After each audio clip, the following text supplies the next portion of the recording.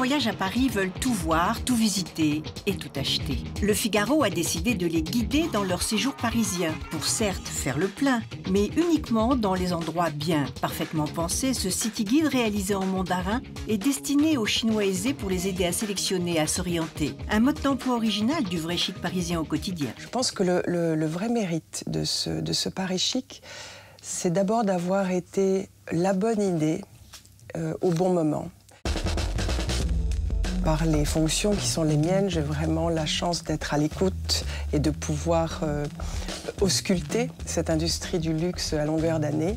Et il est apparu très évident pour moi qu'on ne pouvait pas seulement constater que les Chinois étaient devenus une clientèle de plus en plus importante sur le sol français, mais qu'il était presque inconvenant d'ignorer que cette clientèle-là était en train de devenir la première clientèle de ce savoir-faire-là. Ce guide quotidien est distribué à 240 000 exemplaires, dont les 2/3 en Chine. On leur donne non pas des papiers qui seraient écrits spécifiquement pour ce qu'on appelle des touristes, ils existent pour le lectorat français, et nous on pioche là-dedans, on conçoit un contenu qui est 100% sur mesure. Et avant de faire le tour du monde, il est soumis à une table ronde. La connaissance que nous avons de ces nouveaux lecteurs chinois, elle se fonde d'abord sur l'écoute très attentive que nous avons de la part de ceux qui nous font l'amitié, la gentillesse et la confiance de bien vouloir faire ce petit travail, ce petit homework. On envoie un certain nombre de Chinois que nous connaissons ici à Paris et qui nous sont fidèles, qui nous ont accompagnés depuis les premiers numéros et grâce auxquels on peut nourrir des tables rondes à l'issue de chaque sortie de ces numéros. Et on leur demande d'être excessivement critiques. Ce qui est bien, tant mieux, mais ce qui peut être amélioré m'intéresse plus que tout. Et donc il est apparu dès les premiers numéros que le contenu correspondait en fait pas mal aux attentes possibles des visiteurs chinois. Il apparaît, c'est toujours très intéressant, que dans le contenu, il n'y aura jamais trop d'horlogerie, par exemple. Il reste assez fou de montres, mais il y a des sujets qui les intéressent davantage. En beauté, par exemple, les parfums ou le maquillage, il n'y avait pas de tropisme particulier il y a 3 ans. Aujourd'hui, la demande est un petit peu plus grande là aussi. Et puis, surtout, je suis très heureuse de constater que depuis le 4e numéro, la qualité de la traduction est à l'unanimité assez fantastique. Je pense que si ce pari est à ce point réussi et que c'est un tel succès aujourd'hui, c'est aussi parce qu'on a attaché évidemment au fond de cette offre une grande attention, ça je l'ai expliqué, mais la forme m'apparaissait tout aussi importante. Et le fait d'avoir travaillé de façon très très poussée avec mon directeur artistique Christophe Brunkel, auquel il faut rendre hommage, et avoir fait le choix d'un illustrateur qui va venir ponctuer chaque page de dessins qui sont intégralement imaginés pour s'harmoniser au contenu, d'avoir fait ces unes qui sont complètement conçues à la main, c'est sans précédent, c'est-à-dire que là on s'inspire de personne et on crée. Et c'est pas un hasard si on donne le meilleur de nous-mêmes à un lectorat qui a été, je pense, assez sous-estimé, dont on s'est dit un peu, de mon point de vue, un peu trop facilement, un catalogue de cadeaux suffira. Les paris de la qualité et de l'élégance sont primés. Il faut croire que c'est décidément les clés du succès. C'est intéressant de constater, après 3 années de publication et donc d'existence, de voir que ce goût évolue, évolue assez vite d'ailleurs. C'est-à-dire que les plus grandes marques ne sont plus finalement les seules qui seraient recherchées une fois. Parce qu'il faut aussi noter que ceux qui sont déjà venus une fois, je crois que de mémoire, 88% de ces Chinois reviennent. Donc quand ils reviennent, c'est pas forcément pour retrouver les mêmes boutiques ou retrouver les mêmes grandes marques. Donc le choix s'élargit et notre offre de fait aussi. Et pour séduire le touriste chinois, il faut savoir faire flèche de tout bois. Le Chinois, avant de partir en France, il étudie son voyage. Vraiment, il travaille beaucoup en amont. Il n'est pas comme le Brésilien ou comme nous, où bon, allez, on arrive et on voit ce qu'on fait sur place. Très en amont, il a décidé où il allait, ce qu'il allait visiter, ce qu'il allait voir, ce qu'il allait acheter. Et donc, il était important de diffuser en amont et de toucher justement cette cible de Chinois privilégiés, de classe moyenne, qui a son visa en main, qui va voir son tour opérateur et qui book son voyage. Voilà, donc on est diffusé en amont auprès des partenaires, les voyagistes, les distributeurs de visas, les ambassades, les consulats, voilà, dans le seul but, mais quel but? De filtrer en fait notre audience et d'avoir vraiment ceux qui sont sur le point d'arriver chez nous. Le péril jaune s'est muté en providentiel touriste chinois. En rencontrant ces patrons de tour opérateurs, on apprend énormément sur notre cible, sur l'évolution du lecteur chinois, ce qu'il recherche, le côté patrimoine, le côté bling-bling. En réalité, il s'en éloigne de plus en plus. Il veut des sagas, il veut comprendre, il veut s'imprégner en fait de style de vie à la française. Mais pourquoi, me direz-vous, un support papier à l'ère des tablettes? N'est-ce pas une entreprise un peu obsolète pour un guide que le papier pourrait classer hors jeu? C'est aussi pour mon métier un moment important aujourd'hui parce que les Cassandres annoncent un peu facilement la mort du papier, et spécialement celle du papier journal. Et je pense qu'avec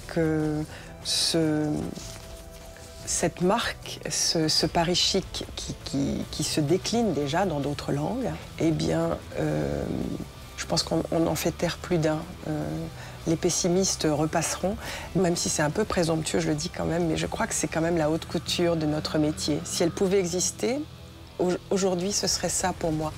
Comme quoi, les joies du papier et du travail bien fait existeront à jamais.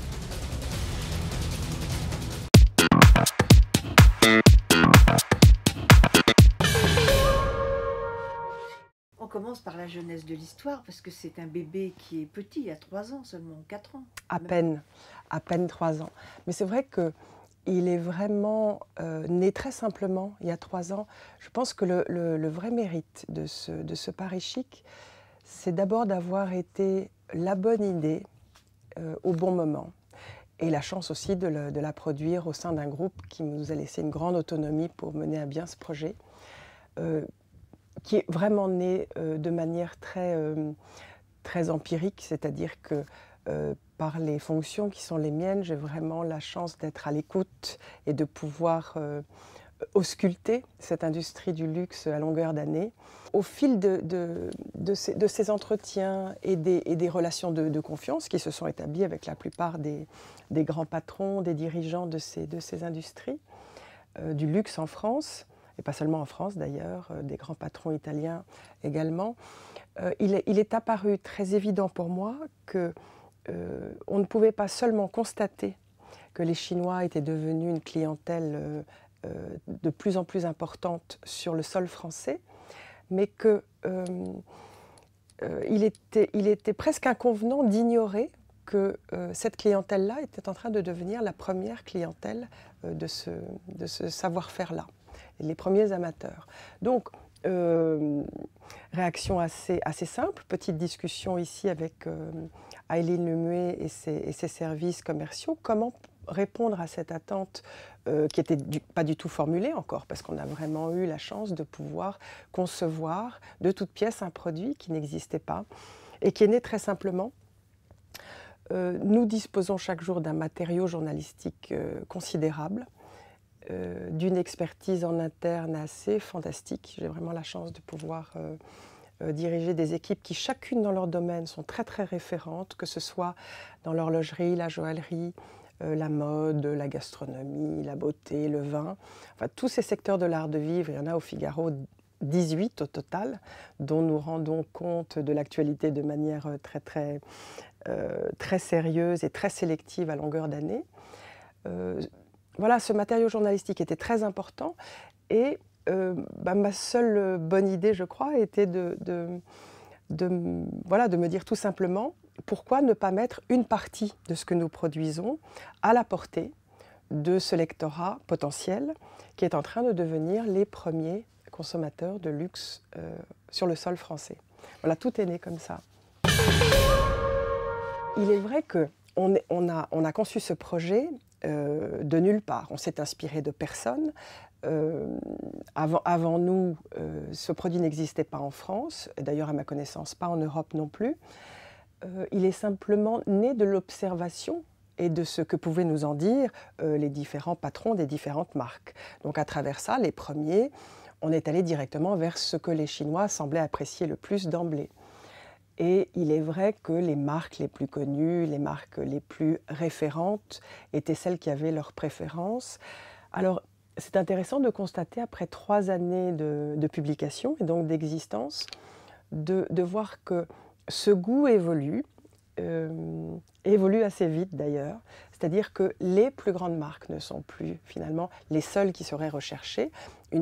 Parce qu'il faut aussi noter que ceux qui sont déjà venus une fois, je crois que de mémoire, 88% des Chinois qui sont déjà venus en France, faire du shopping en France et profiter de leur séjour ici pour avoir aussi des activités culturelles, parce que ce n'est pas négligé dans notre offre éditoriale, 88% de ces Chinois reviennent. Donc quand ils reviennent, ce n'est pas forcément pour retrouver les mêmes boutiques ou retrouver les mêmes grandes marques. Donc le choix s'élargit et notre offre de fait aussi. On peut aussi faire des propositions un peu innovantes, un peu nouvelles et les aider à découvrir des maisons en pleine croissance et en plein devenir chez nous. En tout cas, les amener vers ce qui est un peu plus notre goût à nous. Il faut noter aussi que l'offre éditoriale qui est la nôtre, c'est-à-dire la sélection d'articles que nous mettons à la portée de ce lectorat précis, sont des papiers, des enquêtes qui ont déjà été ou qui sont en passe d'être publiées pour nos lecteurs français. Donc il y a une vraie référence, je dirais, qualitative là, c'est-à-dire qu'on leur donne non pas des papiers qui seraient écrits spécifiquement pour ce qu'on appelle des touristes, mais on leur donne à lire des papiers qui ont été conçus avec une exigence qui est celle de nos lecteurs français qui sont, alors pour eux, pour le coup, rompus à ce type d'actualité-là. Donc on envoie en traduction des papiers qui ont une double existence. Ils existent pour le lectorat français, que ce soit sous la forme du Figaro quotidien, sur le Figaro.fr ou sur le Figaro Magazine. Et nous, on pioche là-dedans, on conçoit un contenu qui est 100% sur mesure. Et chaque papier est pensé pour ce lectorat. Et c'est à la fois des sujets qui ont été livrés à des lecteurs français. Alors la connaissance que nous avons de ces nouveaux lecteurs chinois, elle se fonde d'abord sur l'écoute très attentive que nous avons de la part de ceux qui nous font l'amitié, la gentillesse et la confiance de bien vouloir faire ce petit travail, ce petit homework. On envoie un certain nombre de Chinois que nous connaissons ici à Paris et qui nous sont fidèles, qui nous ont accompagnés depuis les premiers numéros et grâce auxquels on peut nourrir des tables rondes à l'issue de chaque sortie de ces numéros. Et on leur demande d'être excessivement critiques. Ce qui est bien, tant mieux, mais ce qui peut être amélioré m'intéresse plus que tout. Et donc il est apparu dès les premiers numéros que le contenu correspondait en fait pas mal aux attentes possibles des visiteurs chinois. Il apparaît, c'est toujours très intéressant, que dans le contenu, il n'y aura jamais trop d'horlogerie, par exemple. Il reste assez fou de montres, mais il y a des sujets qui les intéressent davantage. Même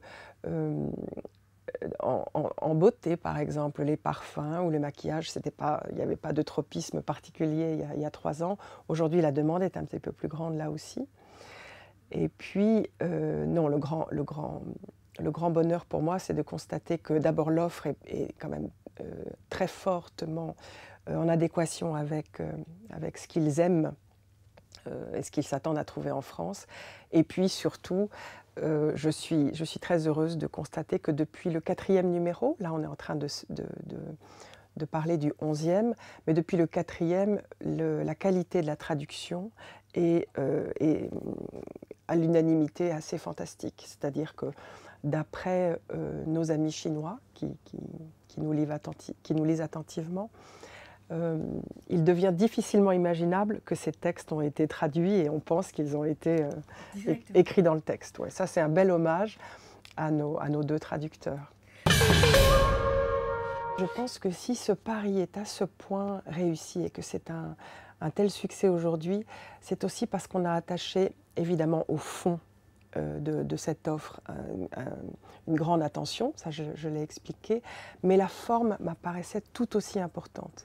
Et le fait d'avoir travaillé de façon très très poussée avec mon directeur artistique Christophe Brunkel, auquel il faut rendre hommage, et avoir fait le choix d'un illustrateur qui va venir ponctuer chaque page de dessins qui sont intégralement imaginés pour s'harmoniser au contenu, d'avoir fait ces unes qui sont complètement conçues à la main. En fait, d'abord, à titre personnel, c'était pour moi expérimenter la forme la plus luxueuse possible, en tout cas sur un papier journal.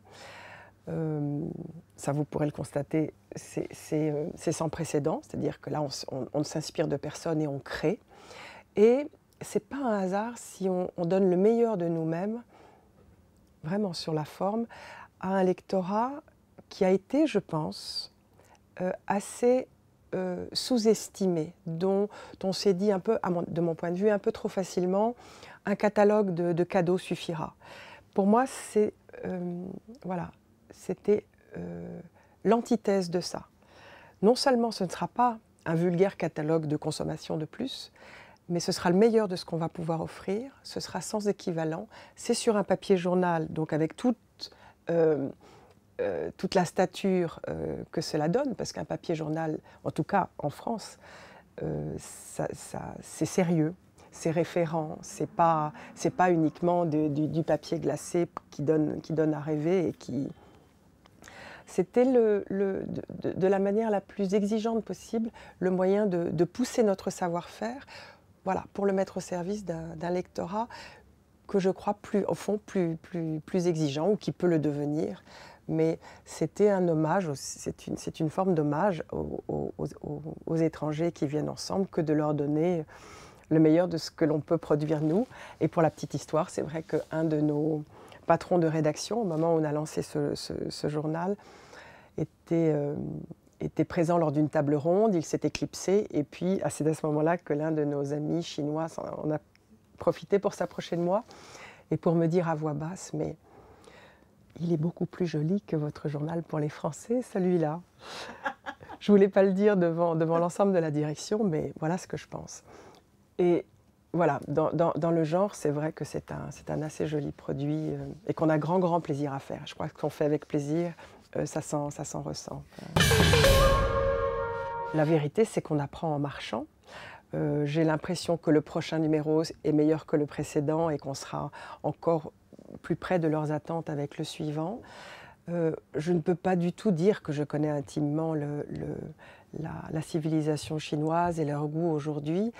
D'ailleurs, la Chine, c'est très vaste, et d'une ville à une autre, d'une mégapole à une autre, d'une métropole à une autre, les goûts divergent énormément. Ça me passionne d'observer ça à la loupe, mais on ne fait qu'une édition pour l'ensemble de la Chine, qui est déjà en soi approximatif. Maintenant, je redis qu'il s'agit d'un journal que l'on met à la portée de Chinois qui ont fait le choix de venir en France. Ils sont déjà sur le sol chinois, ou ils sont en passe de venir, et donc ils ont déjà ce goût commun pour une France que je crois encore très idéalisée. Donc, sans tomber dans ces clichés-là, on ne peut pas décevoir ceux qui ont envie de rêver avec les plus grandes maisons, les plus grands restaurants, les plus grands champagnes, les plus beaux musées, parce que ça demeure et parce que ça reste le meilleur de ce qui fait, voilà, avec raison, cette destination très particulière. Mais s'il reste à ce point plébiscité par le plus grand nombre, on n'échappe pas à ce qui fait sa réputation. Donc, j'essaye de répondre à leurs grandes attentes en ce sens. Maintenant, à ces Chinois qui ont choisi de venir en France, je leur donne ce qui me semble le plus pertinent, le plus nouveau, le plus...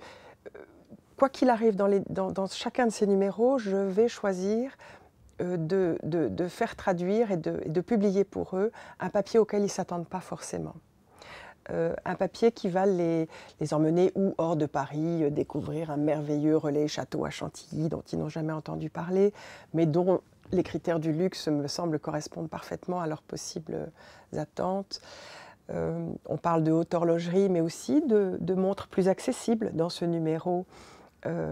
Voilà, la sélection évolue avec le temps et avec ce que je continue d'apprendre d'eux. Mais je suis toujours très très impatiente de connaître ce moment où les vrais Chinois qui sont ici et qui vont le découvrir vont pouvoir me dire. L'invité star de ce numéro, c'était grisant pour nous, c'était évidemment le cheval, hommage à l'année du cheval qui va s'ouvrir. En France, le cheval a une connotation magnifique, c'est la plus belle conquête de l'homme, c'est un animal très inspirant. Et alors, ça a été très très stimulant pour nous d'envoyer les équipes dans Paris et de nous dire trouvez-nous tous les chevaux de Paris. Donc c'est vrai que le jeune photographe qui a réalisé pour nous et spécialement pour ce numéro les photos de tous ces chevaux, de toutes ces statues équestres, rapporte un reportage qui est complètement inédit et qui nous permet même à nous de voir la ville autrement. Et puis ensuite l'illustrateur avec beaucoup de talent et de facétie et de subtilité a fait que le cheval s'est invité partout au fil des pages.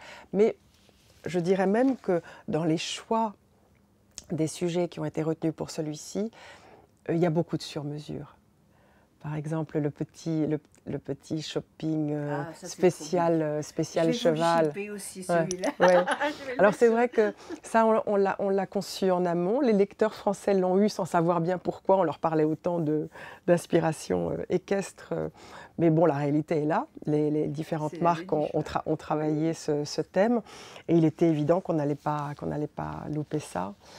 Et voilà, au fil des pages, c'est très intéressant de se dire, voilà, on a un joli événement à fêter et on accompagne ces lecteurs. J'espère qu'ils seront sensibles à ce petit geste de notre part. Mais ce qui est certain, c'est que ce qu'on retient, nous, de l'année du cheval et ce qu'il en ressort dans ce numéro, bon, je pense qu'on ne le trouvera pas ailleurs. Je crois que il est très difficile d'enfermer les Chinois dans un cliché unique. D'abord, ce serait ne pas leur faire justice.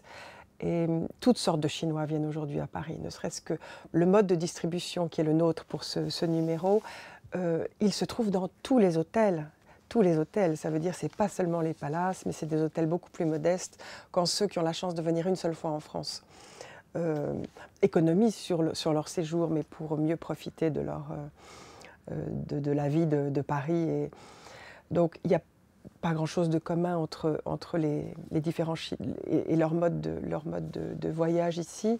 Donc il y a une grande disparité parmi eux. Bon, il est certain que, sans citer vraiment de nom ici, l'étendue de leurs demandes et de leurs goûts reste relativement réduite. C'est-à-dire tout ce qui est un petit peu avant-gardiste, en termes de mode, comme en termes même de restauration, la nouvelle cuisine ou les vins du Nouveau Monde qu'on trouverait ici. Je pense qu'il est un petit peu tôt pour leur donner de manière beaucoup plus pointue et sélecte les adresses des plus branchées des Parisiennes, qu'on a par ailleurs, hein, parce qu'en boutique on dispose de toute la gamme possible, voilà, de l'offre éditoriale possible. Mais je pense que ce serait les décevoir que de ne pas leur donner les sagas les plus récentes qui ont été accordées aux grandes maisons, aux grandes institutions, aux grands palaces parisiens. Et puis en termes de sélection de parcours culturels aussi, on ne va pas aller vers des choix trop pointus ou trop clivants. Il y aura évidemment une expo au Louvre, une expo à Beaubourg, une expo à Orsay, mais voilà, on va éviter de laisser sur le bord de la route la plus grande partie. Tout me grise dans ce projet, parce que si vous saviez, c'est vraiment une équipe très très réduite avec laquelle j'ai très très grand plaisir à travailler. Donc c'est d'abord la sélection que je fais avec Catherine Dédier, qui est une journaliste formidable et qui m'aide à faire la sélection des meilleurs articles pour eux, c'est progresser parce que je ne connaissais pas mieux que ça ni ce lectorat, ni cette civilisation. Donc répondre au mieux à leurs attentes, ça me passionne. Et puis aller en nous-mêmes chercher le meilleur, le retravailler, le remasteriser, lui donner une seconde vie. Et en général, c'est vrai que j'espère qu'il n'y aura pas trop de Français qui regarderont ce programme, mais pour cette deuxième vie en mandarin, il est en général infiniment plus valorisé, le sujet qui a été écrit. Parce que c'est vrai que dans le quotidien, on met beaucoup de gris, ce qui s'appelle beaucoup de texte, et puis on illustre avec une photo. Là, la place de l'image est prépondérante, et puis le dessin. Et je conçois avec le directeur artistique chacune des pages comme un cadeau fait au lecteur. Et tout ce numéro, pour moi, n'est conçu que comme ça. C'est cadeau. Et vraiment, on ne se force pas à le faire. On le fait nous-mêmes avec voilà, le plaisir de le concevoir. Et je l'espère vraiment à la hauteur de celui qu'auront voilà, tous ceux qui auront ce nouveau bébé dans les mains. Mais c'est aussi pour mon métier un moment important aujourd'hui parce que les Cassandres annoncent un peu facilement la mort du papier, et spécialement celle du papier journal. Et je pense qu'avec cette marque, ce Paris chic qui se décline déjà dans d'autres langues, hein, on a fait quelques éditions en portugais pour une audience brésilienne qui n'a rien à voir avec ce projet-là. Et on a pour l'année 2014 quelques projets dans nos cartons qui seront assez grisants aussi. Mais c'est de se dire que voilà, aujourd'hui, avec ce papier journal qu'on disait moribond, eh bien, je pense qu'on en fait taire plus d'un.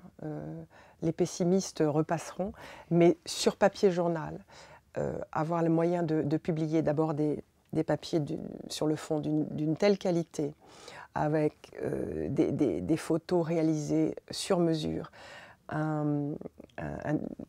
l'intervention d'un illustrateur remarquable, j'ai envie de dire, même si c'est un peu présomptueux, je le dis quand même, mais je crois que c'est quand même la haute couture de notre métier. Si elle pouvait exister, aujourd'hui ce serait ça pour moi, parce que ce papier, d'abord, il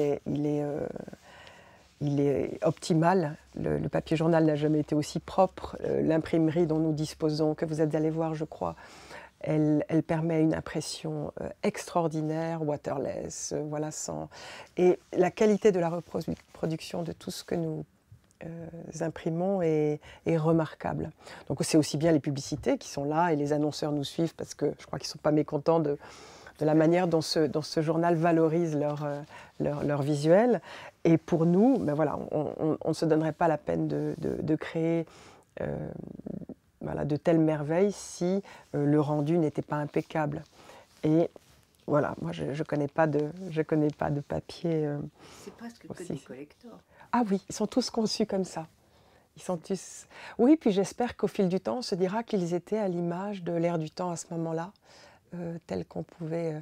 Et j'espère que l'histoire sera longue, bien sûr, mais oui, j'aime bien cette idée qu'on fait, pour un temps donné, une photographie assez chic et assez précise de ce que peut être le luxe en France. Sur le Paris chic, l'idée, c'est de développer la marque Figaro à l'international. Donc, vous savez, vous qui voyagez beaucoup, on a nos éditions internationales du Madame en langue locale. Donc, on remet notre marque entre les mains d'un éditeur local qui va s'inspirer de la marque Figaro, Madame Figaro, mais tout en apportant une flavor, une touche locale.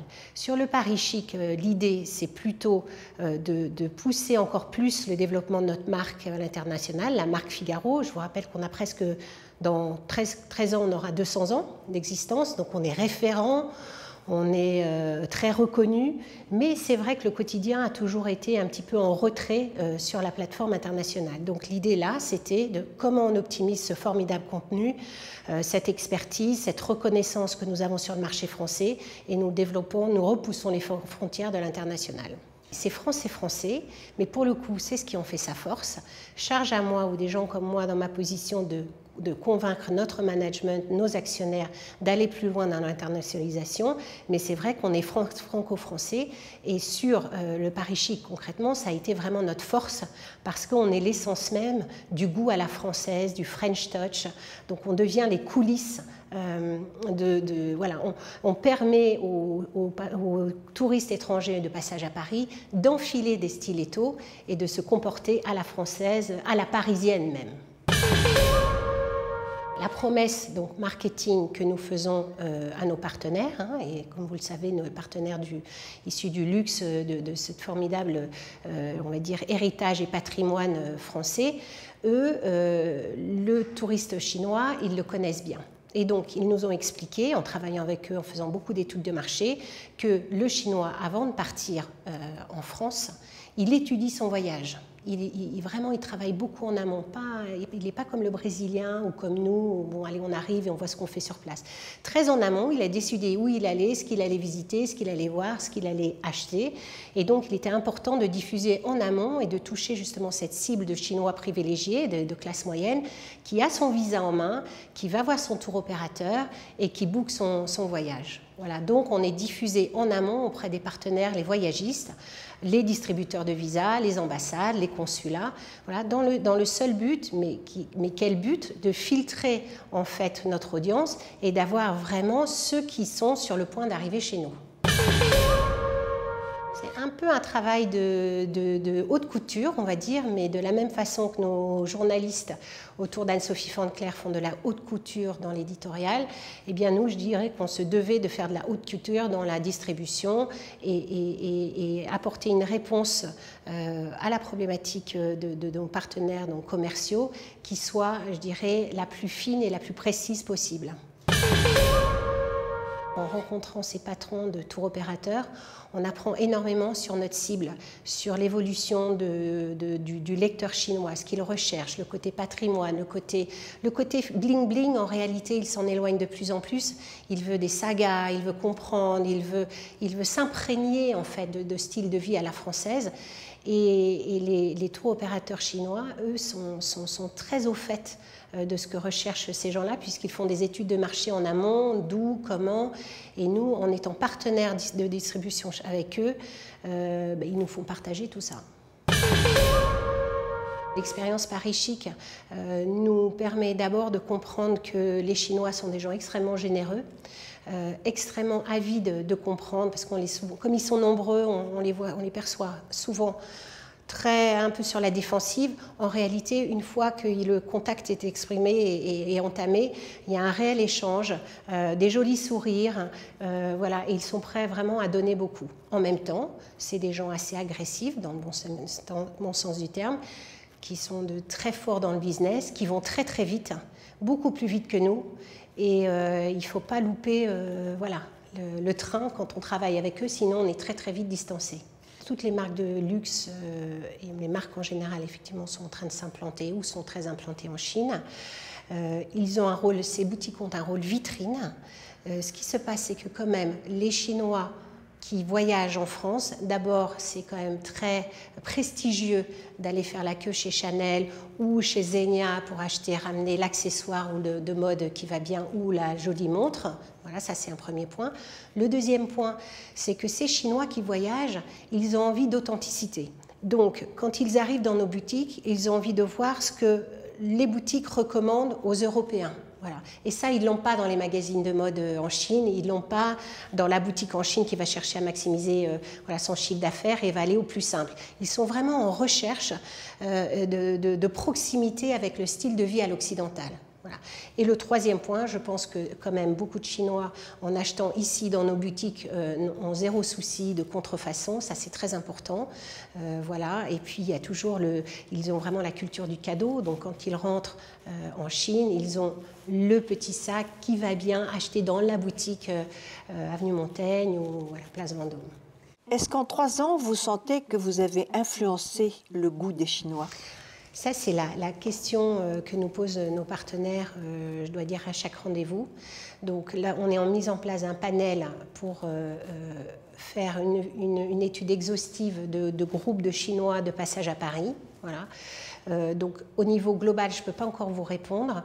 Cependant, ce que nous faisons à chaque numéro, c'est que nous faisons des cercles de qualité où nous invitons une dizaine de Chinois, pas à Paris depuis très longtemps, en fait. On évite qu'ils aient évolué de trop à notre mode de consommation et on leur présente le numéro et ils le décortiquent. Alors au début, c'est un peu compliqué parce que les Chinois ne sont pas très ouverts, notamment dans la critique, hein, ils sont très dans le consensus, mais une fois qu'ils ont pris confiance et qu'ils se sentent valorisés par le fait qu'on a envie de savoir ce qu'ils en pensent, eh bien, ils se lâchent. Et il y a beaucoup de remarques très pertinentes qui nous sont présentées. Donc c'est comme ça qu'on a inclus du vin, parce qu'avant on n'avait pas de vin dedans.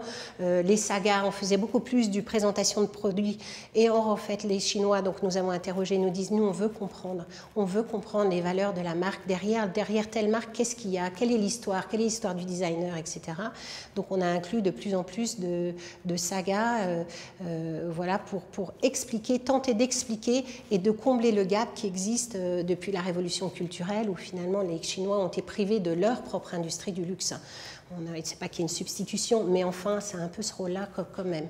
Donc oui, il y a des Chinois qui sont très bling-bling dans les villes de 2e ou 3e zone, dans le nord de la Chine, mais plus les Chinois voyagent, plus ils s'éduquent, plus ils apprennent sur notre savoir-faire et comprennent qu'on peut avoir un jean Uniqlo avec une chemise Chanel, il n'y a pas de problème. C'est une question de goût, sauf qu'apprendre ce goût-là, ça prend du temps. Et quand on n'a pas été élevé dedans, eh bien, c'est des publications comme Paris Chic qui vont les aider, en tout cas j'ose espérer, à combler ce gap.